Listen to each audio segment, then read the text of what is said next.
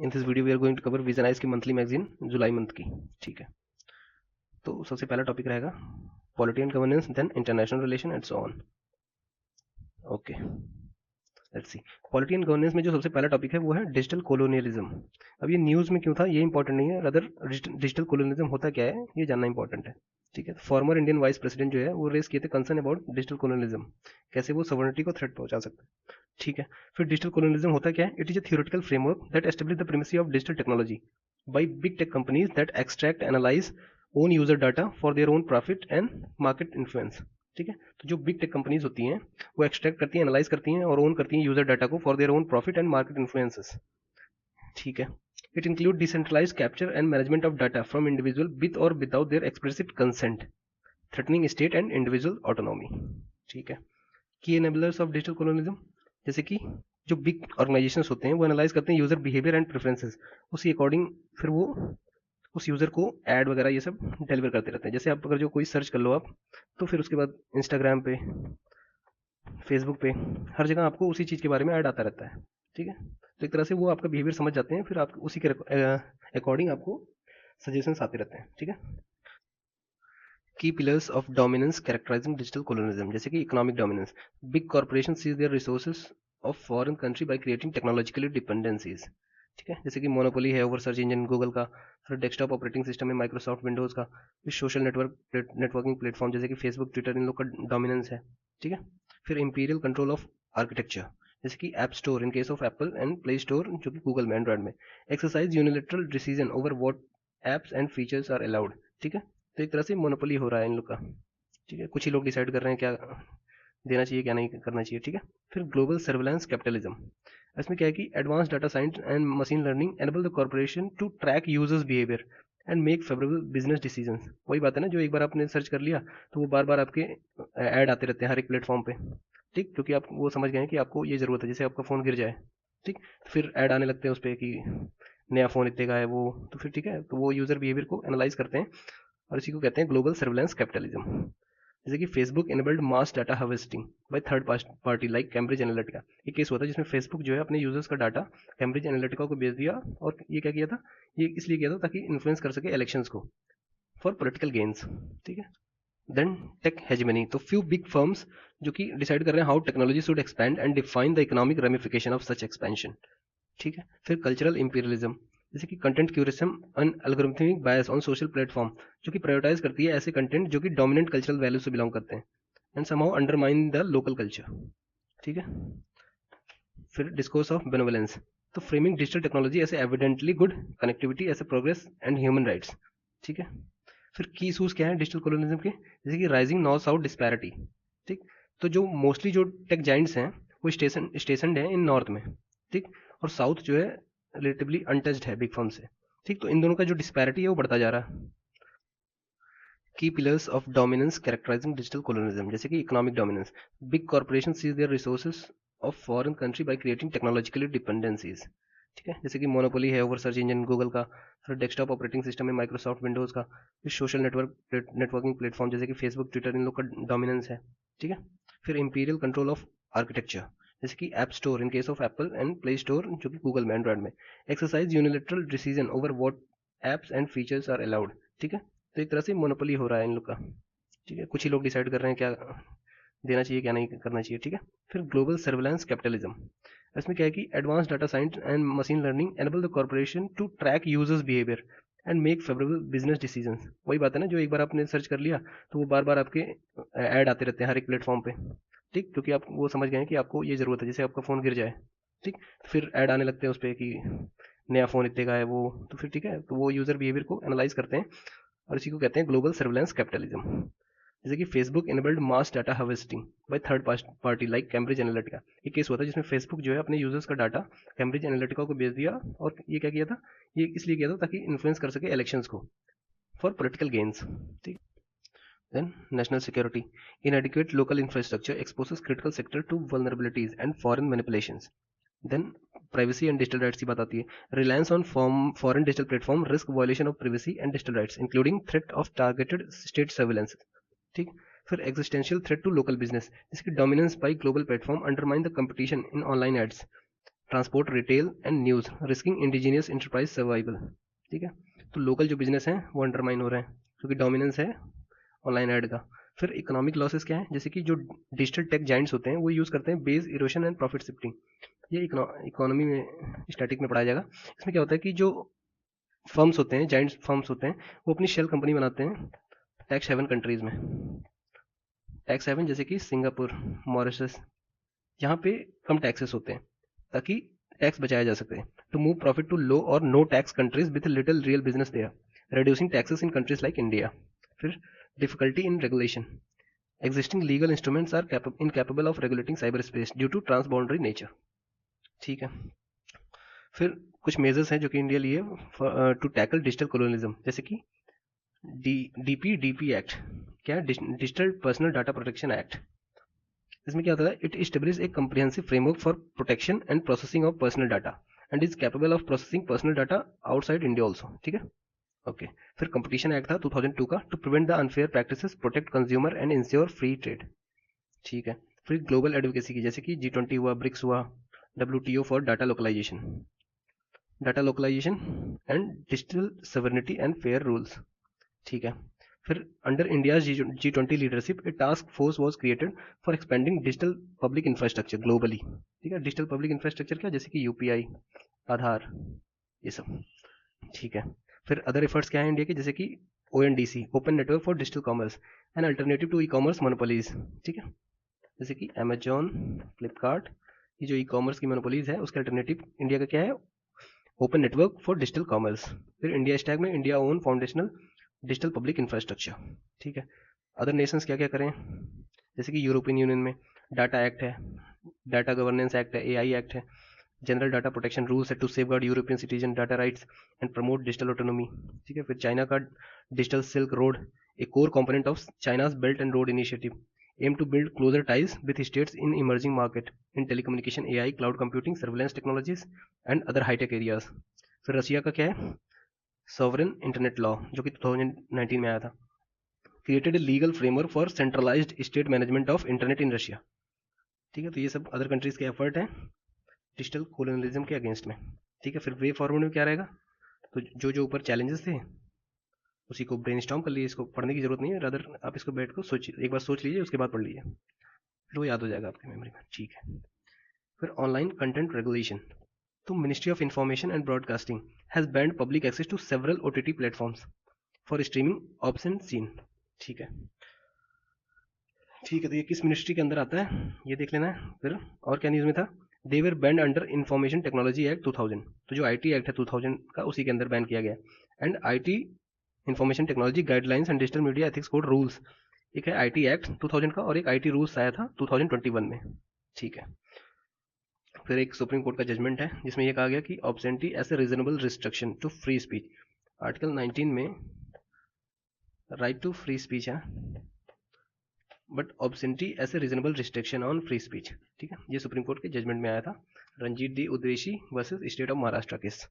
ठीक है, फिर नीड फॉर कंटेंट रेगुलेशन, क्या जरूरत है कंटेंट रेगुलेशन का, क्योंकि इसका सोसाइटल रीच बहुत ज़्यादा होता है and influences, with more than 950 million people have access to internet and unregulated content can influence diverse section of society. ठीक है, curbing violence and violent behaviours, एक 2010 study analysed pornography videos and found almost 90% of scene content physical aggression. ठीक है, फिर protecting vulnerable groups, जैसे कि children, women, minority, तो children's का क्या है कि early exposure to explicit content distorts children's understanding of healthy relationship and sexuality.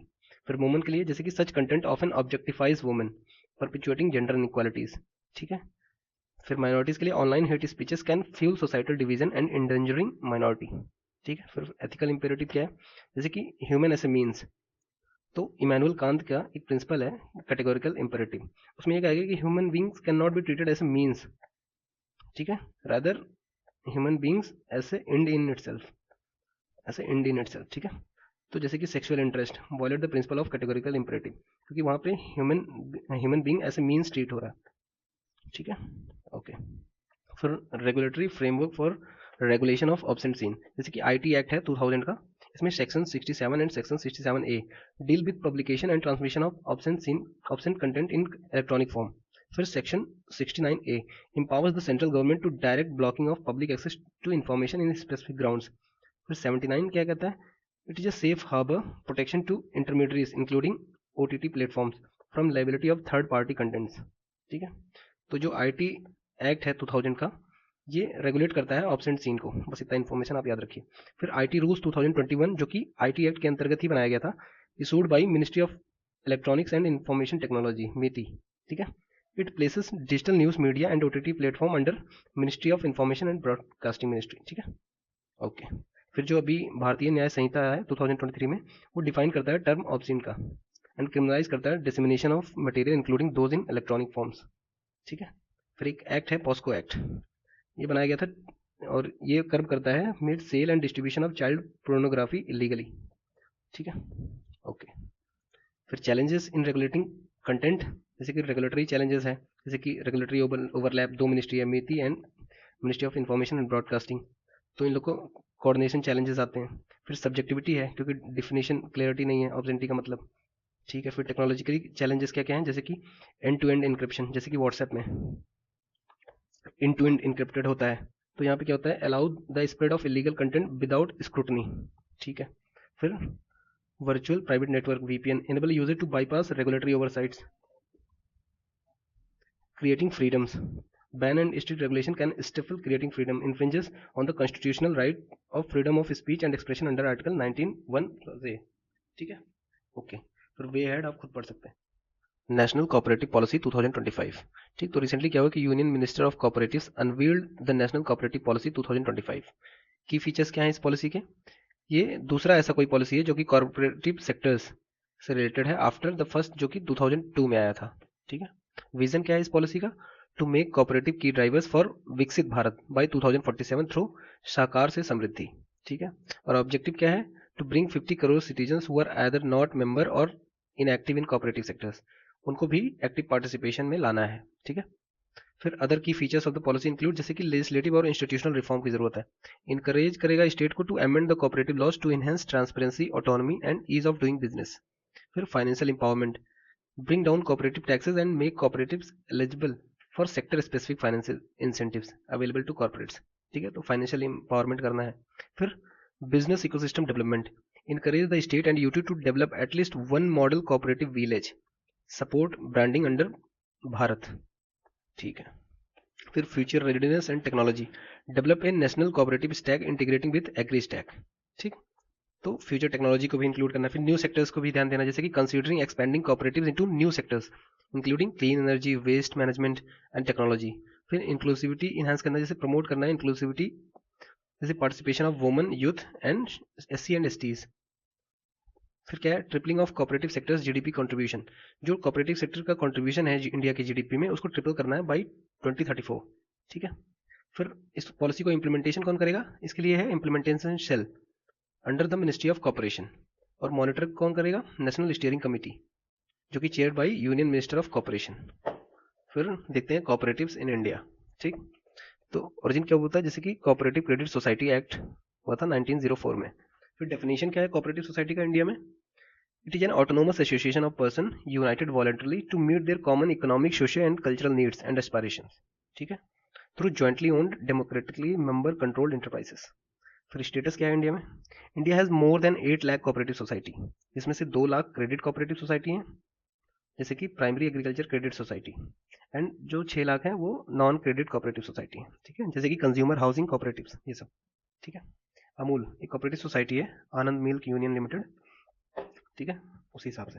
ठीक है, more than 30 crore peoples are associated with cooperatives in India. ठीक है, टॉप 3 कोऑपरेटिव सेक्टर्स कौन कौन है? जैसे कि housing, dairy and primary agriculture credit society, PACS। ठीक, फिर कॉन्स्टिट्यूशनल स्टेटस देखते हैं कोऑपरेटिव सोसाइटी का। 97th अमेंडमेंट 2011 में ये ग्रांट करा गया constitutional status to cooperative societies with following provision, जैसे कि फंडामेंटल राइट्स ऐड करा गया cooperative society in article 19(1)(c) में। ठीक है, और डायरेक्टिव प्रिंसिपल्स में भी इंसर्ट करा गया 43B में, article 43B to promote cooperative society. ठीक है, एक नया पार्ट ऐड करा गया, part 9B, added article 243ZH to 243ZT for cooperative governance. ठीक है, फिर गवर्नेंस का स्ट्रक्चर क्या है कोऑपरेटिव सोसाइटी का? जैसे कि कुछ कोऑपरेटिव सोसाइटी होती हैं केवल स्टेट में होती हैं, बट कुछ कोऑपरेटिव सोसाइटी जो बड़ी हो जाती है वो मल्टी स्टेट में प्रेजेंस होता है उनका। तो जो मल्टी स्टेट कोऑपरेटिव सोसाइटी है falls under union list of the constitution, और वो governed by multi state cooperative society act 2002 से। और जो स्टेट कोऑपरेटिव्स है वो fall under state list of the constitution governed by respective state cooperative society act. ठीक, okay. फिर significance क्या है कोऑपरेटिव्स का? एक तो upliftment of rural economies by fostering financial inclusion, boost the farmer income, जैसे कि अमूल हो गया, इफको हो गया, ये सब। ठीक है। फिर सोसाइटल इंपैक्ट होता है इसका, इंपावर करता है वुमेन्स को सस्टेनेबल ग्रोथ के लिए। जस्ट एक बार आपको रीड कर लेना है। ठीक, जैसे कि सेवा कोऑपरेटिव बैंक था, इन्वॉल्व किया था micro financing leading to women's employment and gender equality. ठीक है। फिर strengthen community ties, okay. Instilling value जैसे equality, 1 person 1 vote system, ensure equality. ठीक है। फिर चैलेंजेस क्या है कोऑपरेटिव्स में? Limited capacity, political intervention, complex regulatory requirement. Just एक बार रीड करना है इसको। ठीक है, याद करने वाली चीज इधर है, ये आपको याद रखनी है। ठीक है। Next topic is PRI finances, Panchayati Raj institution finances. ठीक है। तो recently standing committee on rural development and Panchayati Raj presented A report about devolution of funds under panchayat Raj system. ठीक है। तो आपको पता है पार्लियामेंट्री कमेटी के अंदर स्टैंडिंग कमिटीज होती हैं, जैसे कि रूरल डेवलपमेंट के लिए, पंचायती राज के लिए, तो वो अपना रिपोर्ट दी है regarding devolution of funds under Panchayati Raj system. ठीक है, तो ये न्यूज़ में था। ठीक है। The report flag that partial devolution of 3 Fs, जैसे कि function, funds and functionary, are still plugging the PRI despite 3 decade of 73rd constitutional amendment. 73rd constitutional amendment हुआ था 1992 में, जिससे पंचायती राज को कॉन्स्टिट्यूशनल स्टेटस दिया गया। ठीक है।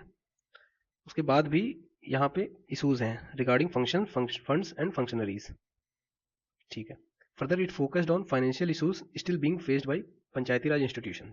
सोर्स क्या है रेवेन्यू के for the Panchayati Raj institution?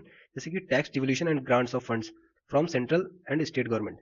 तो जो स्टेट एंड सेंट्रल गवर्नमेंट जो फंड्स ग्रांट करती है, एक तो वो सोर्स हो गया पीआरआई के लिए, और खुद के भी सोर्स हैं, जैसे कि panchayat to impose, collect and allocate taxes, duties, tolls and fees.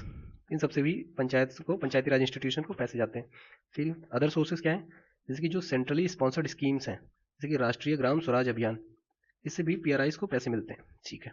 फिर इशू क्या है? Issues of finances of Panchayati Raj institution, declining budgetary allocation to PRIs, successive union budgets have reduced funds allocated to Panchayati Raj allocation, threatening physical decentralisation. Okay. फिर imbalance in tied and untied grants, जैसे कि Tide and untied grants क्या होते हैं ये देखते हैं। 15th finance commission grant to PRI where 40% untied, untied मतलब कि फ्लेक्सिबल है वो यूज के लिए, और टाइड ग्रांट्स क्या है? जैसे कि स्पेसिफिक पर्पस के लिए दिया गया, जैसे कि सैनिटेशन के लिए, और unused if work is done, अगर जो पहले कोई उसको काम कर चुका है तो वो अनयूज्ड में आ जाता है। ठीक है, ओके।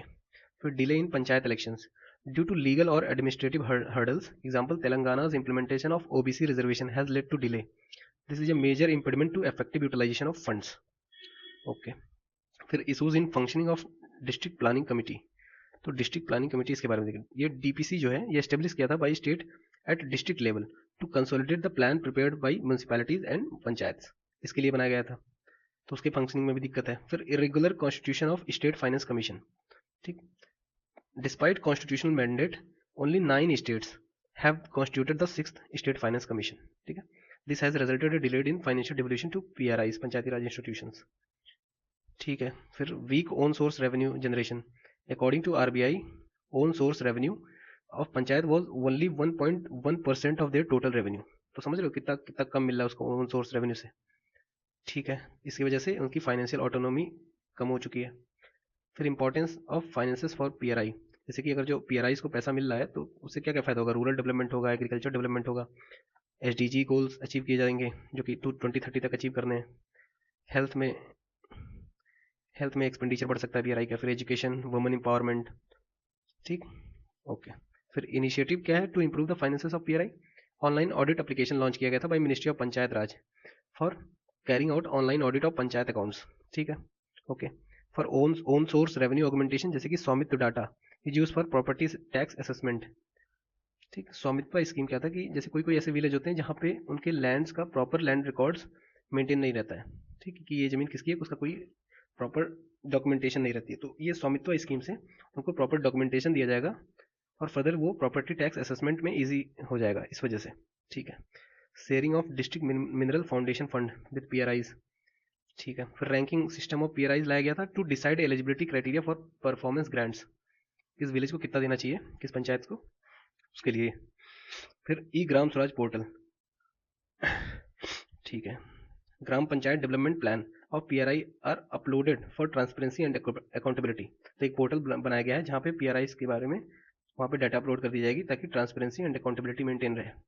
फिर recommendation given in the report, अब ये रिकमेंडेशन है, इसको बस आपको ब्रेनस्टॉर्म करना है कि क्या क्या हो सकते हैं। तो जो जो ऊपर चैलेंजेस रहे होंगे पीआरआई से फाइनेंस से, वही अगर जो करेक्ट कर देंगे तो फिर वही रिकमेंडेशन हो जाएंगे। इंटर स्टेट वाटर डिस्प्यूट, ठीक। तो ये न्यूज़ में क्यों था, क्योंकि Ravi and Beas water tribunal जो कि फॉर्म हुआ था 1986 में has got an extension of another year to resolve water sharing issue between Punjab, Haryana and Rajasthan, ठीक।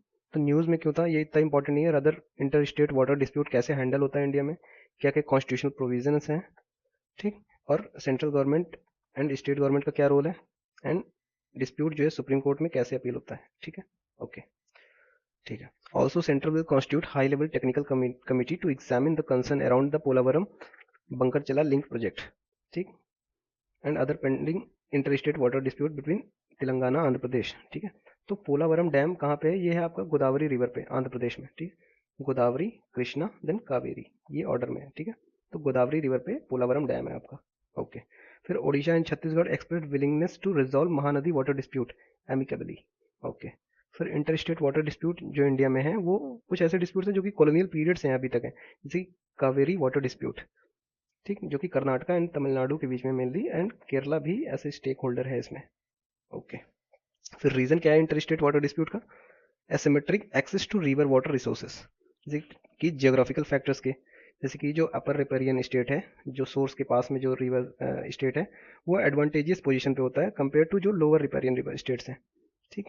फिर स्टेट रीऑर्गेनाइजेशन, जब स्टेट का रीऑर्गेनाइजेशन हुआ तो कुछ कुछ स्टेट्स के पास ज़्यादा वाटर रिसोर्सेज मिल गए और कुछ स्टेट्स जो है लैग कर गए वहाँ पे, तो ये भी एक डिस्प्यूट का रीज़न। फिर इंक्रीजिंग डिमांड, जैसे कि रैपिड पॉपुलेशन ग्रोथ हो रहा है, एग्रीकल्चर एक्सपेंशन हो रही है, urbanisation and economic development have significantly increase the demand of water, ठीक है। फिर development of projects, disputes often arise when one state develops major water resources project like dams, Narmada Kaveri basin disputes, ठीक है। फिर fragmented water governance approach है India में, जैसे कि union government lack structure for governance of inter water disputes. फिर state government का फिर अनसाइंटिफिक अप्रोच फॉलो होता है, ठीक है, इस वजह से lack of proper data, non uniformity in data collection of river water related to its flow, volume etcetera, ठीक है। फिर लीगल एंड कॉन्स्टिट्यूशनल फ्रेमवर्क देखते हैं टू रिजॉल्व डिस्प्यूट। तो article 262 provide for adjudication of inter state water disputes, ठीक है। और parliament by law can provide for adjudication of any inter state water dispute under article 262 clause 1, ठीक है। तो parliament का ये पास पावर है कि वो एडजुडिकेशन के लिए दे सकता है, ठीक है। ओके। पार्लियामेंट में also provide that neither Supreme Court nor any other court is to exercise jurisdiction in respect of any such dispute और कंप्लेंट्स। ये कहाँ मेंशन है आपका, आर्टिकल 262 क्लॉज 2 में, ठीक है। तो सुप्रीम कोर्ट और अदर कोर्ट्स इसको एडजुडिकेट नहीं कर सकते, ठीक। Okay. Exercising its power under article 262 of the constitution, parliament has enacted 2 laws. तो आर्टिकल 262 के अंदर ये कहा गया कि पार्लियामेंट रूल बनाएगी, तो पार्लियामेंट ने 2 लॉज पास किए। वो कौन कौन से थे, जैसे कि रिवर बोर्ड एक्ट 1956 का और inter state water dispute act 1956, ठीक। रिवर बोर्ड एक्ट 1956 में इसमें कहा गया कि this empowers the union government to establish river boards for regulation of inter state waters and river valley in consultation with state government, ठीक। तो ये वाला एक्ट इंपावर करता है यूनियन गवर्नमेंट को कि एक रिवर बोर्ड बनाए जो कि रेगुलेट करे इंटर स्टेट वाटर को, ठीक है। फिर inter state river water dispute act, union government can establish A tribunal for adjudication of inter state water dispute if requested by state. अगर जो स्टेट रिक्वेस्ट कर रही है ट्रिब्यूनल बनाने के लिए तो यूनियन गवर्नमेंट एस्टेब्लिश कर सकता है ट्रिब्यूनल्स ताकि डिस्प्यूट रिजॉल्व करा जा सके, ठीक है। फिर 7 शेड्यूल में क्या है, union list, regulation and development of inter state waters, एक स्टेट से दूसरे स्टेट में अगर जो वाटर की कनेक्टिविटी है तो वो यूनियन लिस्ट में है, और इंट्रा स्टेट रिवर्स जो है वो स्टेट सब्जेक्ट है, ठीक है। ओके। तो यूनियन लिस्ट वाले में जो है वो पार्लियामेंट डिसाइड करता है इंटर स्टेट रिवर्स को। ओके। तो जो ट्रिब्यूनल कंस्टिट्यूट करा गया है वो एक अवार्ड देगी, जजमेंट टाइप का, ठीक है। वो अवार्ड जो है सुप्रीम कोर्ट रिव्यू कर सकता है, और ये कैसे होगा, through special leave petition under article 136, ठीक। तो ट्रिब्यूनल का अवार्ड जो है सुप्रीम कोर्ट में थ्रू स्पेशल लीव पिटिशन जा सकता है, ठीक है। फिर challenges in resolving inter state water dispute, जैसे कि डिलेज होते हैं, extreme delay are major issues occurring in 3 main reasons, जैसे कि ट्रिब्यूनल्स बनाने में डिले होता है, फिर ट्रिब्यूनल अवार्ड की डिलीवरी में डिले होता है, जैसे नर्मदा में 9 ईयर्स लग गए, कृष्णा में 4 ईयर्स, गोदावरी में 10 ईयर्स। ठीक। फिर और कहाँ डिले होता है, अवार्ड नोटिफिकेशन एंड इन्फोर्समेंट, जब ट्रिब्यूनल अवार्ड दे देती है फिर उसको ऑफिशियल गैजेट में पब्लिश करने में भी डिले होता है, जैसे कि इन केस ऑफ कृष्णा 3 ईयर्स लगे थे, गोदावरी 1 ईयर्स। तो ये डिले में एक मेजर रीजन है डिस्प्यूट जल्दी ना सॉल्व होने का। ओके।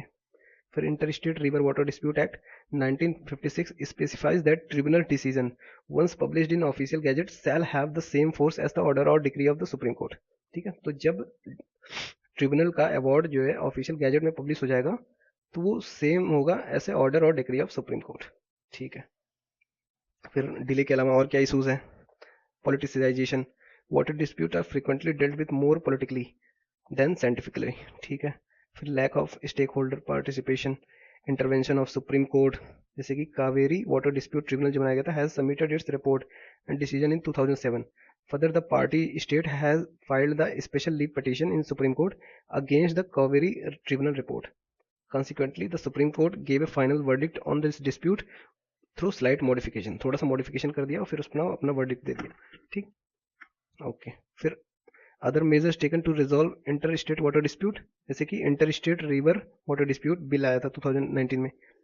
अब ये 2019 में आया तो काफ़ी इन्हांस हो क्या होगा, जैसे कि dispute resolution committee to resolve inter state disputes, establishment of single inter state river water dispute tribunals with multiple benches होने चाहिए, स्ट्रिक्ट टाइमलाइन होना चाहिए for completion of award, data bank होना चाहिए at central level for each river basins.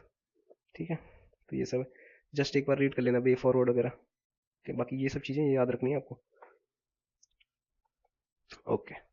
फिर cost of politics in India, तो observer research foundation supported by Westminster foundation for democracy, ये non profit organisation है। ठीक है, और ये रिपोर्ट दी है किस पे, cost of politics, focusing on spending bye candidate contesting political office. ठीक है, तो कितना कैंडिडेट कितना खर्च कर सकता है, कितना खर्चा होता है, ये सब के बारे में। Major finding of the study क्या है, escalating campaign cost, major party Lok Sabha candidate spends 5 to 10 crore higher in competitive और वेल्थी स्टेट्स, जहाँ जितना ज़्यादा कंपटीशन होगा उतना ज़्यादा खर्चा करेंगे पार्टी लोकसभा के कैंडिडेट्स। ठीक है, तो ये एक चीज़ है फाइंडिंग की, एस्केलेटिंग कैंपेन कॉस्ट बढ़ता जा रहा है, rising routine political expenditure including attending community events, supporting constituents, sustaining party activities, इन सब के लिए। फिर social media spending, require funds for tech expert, influencer, profile upkeep and ads but still cheaper than rallies. Okay. फिर increasing vote buying, जैसे कि cash handouts before poll have surged, even unwilling candidate feel pressurised to join in. ठीक है, vote की खरीदारी वो भी बढ़ रही है। फिर driver of cost politics, source of fund एक प्राइमरी सोर्स है, जैसे कि personal wealth of the candidate, contribution for family friends peers and supporters, एक तो यहाँ से सोर्स आता है कैंडिडेट के पास। फिर अदर सोर्स क्या होते हैं, borrowing from friends, business groups, crowd funding, selling assets, loan etcetera. ठीक है। फिर इम्प्लीकेशन क्या है हाई कॉस्ट ऑफ इलेक्शंस के, ग्रोइंग बिजनेस पॉलिटिक्स नेक्सेस। ठीक है, पॉलिटिक्स को चाहिए पैसा, कौन देगा, वो बिजनेस बिग फर्म्स देंगे, तो इनका नेक्सेस बढ़ता जा रहा, ये भी एक चिंता की बात है। फंड रेजिंग फोकस, जैसे कि जो इलेक्टेड लीडर होता है वो प्रायोरिटाइज करता है फंड रेजिंग फंड्स और रिकवर करता है कैंपेनिंग कॉस्ट को जो उसके खर्चा हुए हैं उससे। ठीक है। फिर करप्शन रिस्क बढ़ जाता है, जैसे कि black money in campaign fosters electoral corruptions, जैसे कि इंडिया का रैंक है 96 in transparency international corruption perception index. तो ट्रांसपेरेंसी इंटरनेशनल एक ग्लोबल लेवल पे एनजीओ है जो कि एक इंडेक्स रिलीज करती है, वो क्या है, करप्शन परसेप्शन इंडेक्स, और इंडिया में इसका रैंक कितना है, 96।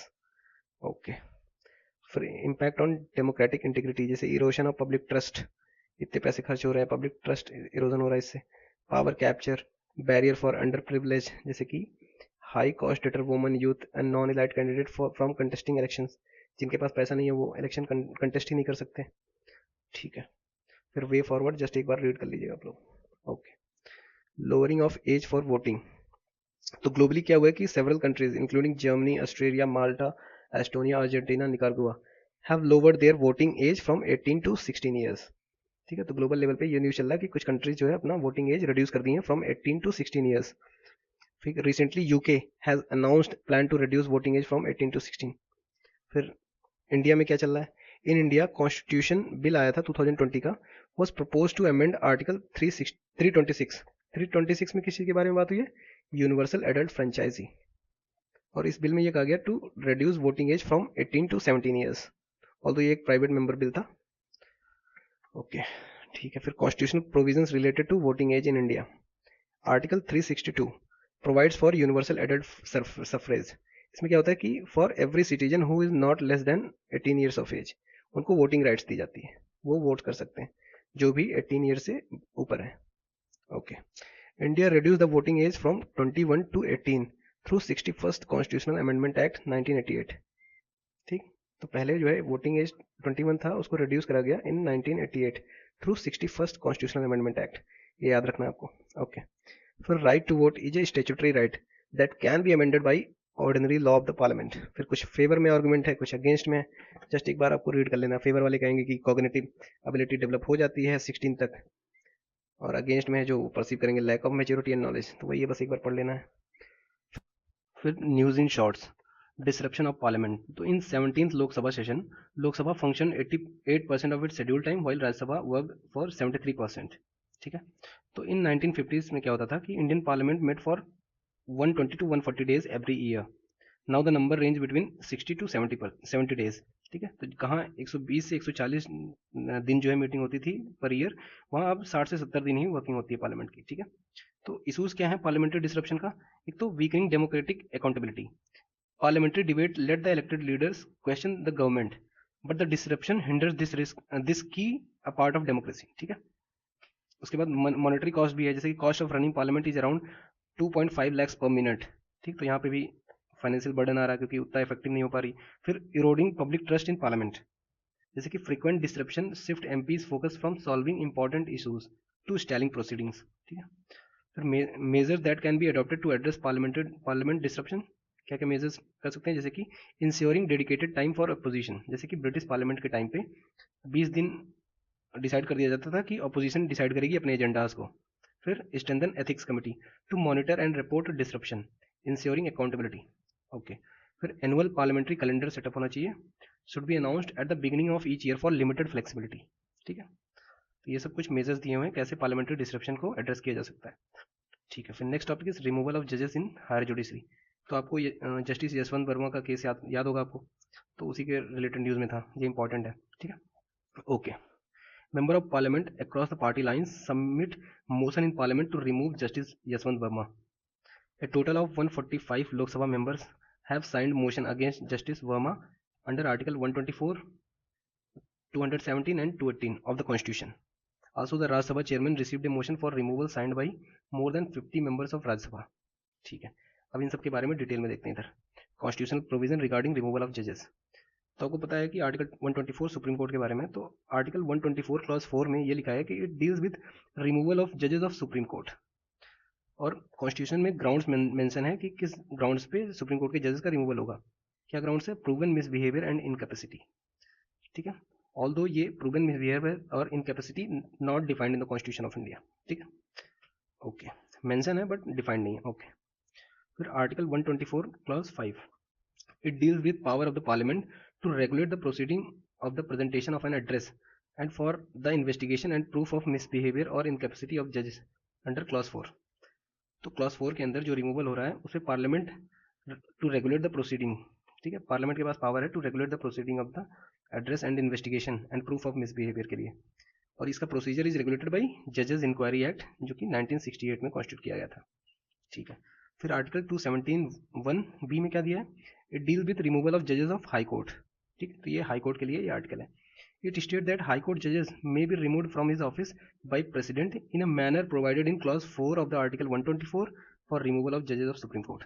तो जिस मैनर में आर्टिकल 124 में दिया है रिमूवल ऑफ जजेस ऑफ सुप्रीम कोर्ट, उसी मैनर में हाई कोर्ट के जजेस का भी रिमूवल होगा from the office by president. ये कहाँ मेंशन है? आर्टिकल 17(1)(b) में। ठीक है। फिर आर्टिकल 218 में क्या दिया है? It extend the applicability of clause 4 and clause 5 of the article 124 to high courts. तो क्लॉज 4 एंड 5 जो सुप्रीम कोर्ट का है उसकी एप्लीकेबिलिटी हाई कोर्ट्स पे है। ये कहाँ मेंशन है? आर्टिकल 218 में। ठीक, तो सिंपल सी बात ये है कि ये याद रखना आपको कि 124 में रिमूवल ऑफ जजेस ऑफ सुप्रीम कोर्ट दिया है, ग्राउंड्स मेंशन है बट डिफाइंड नहीं है। ग्राउंड्स क्या है? Proven misbehaviour and incapacity. और फिर उसके अगले क्लॉज में क्या दिया है कि ये पावर है, power of parliament to regulate करेगी द प्रोसीजर, इन्वेस्टिगेशन के प्रोसीजर्स को। और प्रोसीजर किस एक्ट से रेगुलेट होगा? वो है जजेस इंक्वायरी एक्ट 1968। ठीक, ओके। फिर steps in removal of process, जैसे कि इनिशिएशन के लिए क्या होगा कि the removal motion signed by 100 member of Lok Sabha और 50 मेंबर्स ऑफ राज्यसभा और is given to speaker and chairman. ठीक है, और चेयरमैन। फिर committee formation and investigation, if admitted a 3 member committee constituted to investigate the charges. और ये 3 मेंबर कमिटी में कौन कौन होगा? सुप्रीम कोर्ट के जज होंगे, फिर chief justice of high court होंगे एंड डिस्टिंग्विश्ड ज्यूरिस्ट। ठीक है। फिर पार्लियामेंट्री अप्रूवल के लिए originating house pass the motion with special majority, then send it to second house which must also pass it by special majority. ठीक है, तो parliament में स्पेशल मेजॉरिटी से पास होगा। फिर लास्ट में प्रेसिडेंशियल ऑर्डर होते हैं। After the passage an address is presented to president for removal, it has to be presented to president in a same session. जिस सेशन में पास होगा पार्लियामेंट से, उसी सेशन में ही प्रेसिडेंट के पास पहुंचा देने हैं। ठीक है, president then issue the removal order. Final कौन ऑर्डर इशू करेगा? प्रेसिडेंट। ठीक है, ये याद रखना है कि no mention of word impeachment for removal of जजेस इन द कॉन्स्टिट्यूशन। संविधान में कोई ऐसा इम्पीचमेंट शब्द नहीं है फॉर द रिमूवल ऑफ जजेस। ओके। फिर national standard for civil service training institute. तो सिविल सर्विस ट्रेनिंग इंस्टीट्यूट कौन सी मिनिस्ट्री के अंदर आता है, ये देख लेना आपको। Ministry of state personnel public grievances and pension. Although ministry गलत होती है अधिकतर, बट आपको याद रखना कि civil service training ministry of personnel के आता है। ठीक है, और ये 2.2 है, तो इससे पहले भी कुछ आया होगा, तो ये यहाँ पे आगे देखते हैं। फिर about national standard for civil service training institute developed by capacity building commission under mission Karmayogi. Mission Karmayogi का एम क्या है? To create a competent and future ready civil service working toward effective service delivery and Atmanirbhar Bharat. ठीक है, तो mission Karmayogi का क्या है? To create a competent and future ready civil service. Okay. फिर जो 2.2 है, इसमें क्या होगा कि hybrid and AI driven learning models होंगे जो कि सुटेबल रहेंगे for all level of government training institutes. ठीक है, फिर कैपेसिटी बिल्डिंग कमीशन के बारे में देखते हैं। यह एस्टेब्लिश हुआ था 2021 में। पर्पस क्या था? To build a credible and safe uniform approach for capacity building. ठीक है, तो याद रखना कि कैपेसिटी बिल्डिंग। ठीक है, कंपोजिशन क्या है? It is a 3 member commission supported by internal secretariat headed by secretary. फिर CBC is a independent body with executive power. Okay. Key function क्या होता है? वही रिलेटेड टू सिविल सर्विसेज रहेंगे हर जगह। ओके। फिर bill of lading bill 2025, parliament has pass the bills of lading bills 2025। It aims to update and simplify the legal framework for shipping documents. It will replace Indian bills of lading act, जो कि काफ़ी पुराना act है, उसको replace कर देगा bills of lading bill 2025। और ये बिल है of lading refers to document issued by freight carrier to shipper. जो फ्रेट कैरियर होता है वो इशू करेगा शिपर को, और इसमें क्या क्या डिटेल रहेंगे, जैसे कि quality, condition, destination of goods being carried, जो कि शिपिंग हो रही है और कहाँ जा रही है, इन सब के बारे में डिटेल में रहेगा। ओके, ठीक है। नेक्स्ट टॉपिक हम लोग देखेंगे इंटरनेशनल रिलेशन नेक्स्ट पार्ट में। Thank you.